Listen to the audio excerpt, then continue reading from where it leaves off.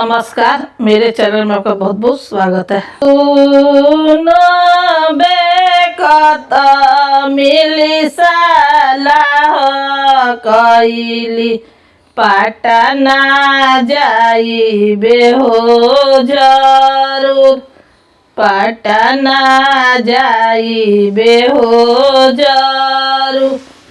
पटना त गइनी बड़ा भाग से कलशु पकिनबे हो जरूर, कलशु पकिनबे हो जरूर। कलशु पकिननी बड़ा भाग से अर्घ देबो जरूर, अर्घ देबो जरूर। सांझ में देबो अर्घिया बियाहने मांगबे हो जरूर, बियाहने मांगबे हो जरूर। पाँच मंजिला के भावनावा दानवा मांगबे हो जरूर, दानवा मांगबे हो जरूर। पाँच पुत्र आदित्य बाबा मांगबो धियावा मांगबे हो जरूर, दामादा मांगबे हो जरूर।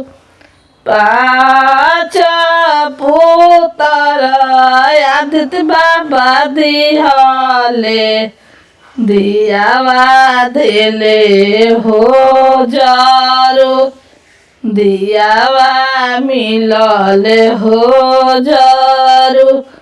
दोनों बेकत मिली सलाह कइली बगसर जाइबे हो जरूर, बलिया जाइबे हो जरूर।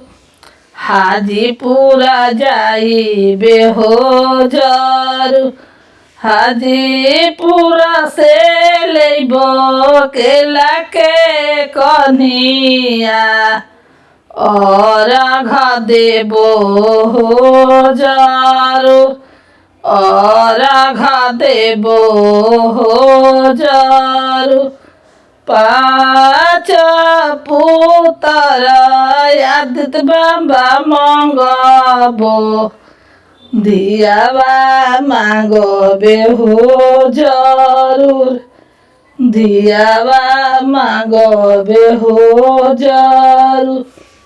पाँच पुत्र सूरज बाबा मांगबो दामादा मांगबे हो जरूर, दामादा मांगबे हो जरूर।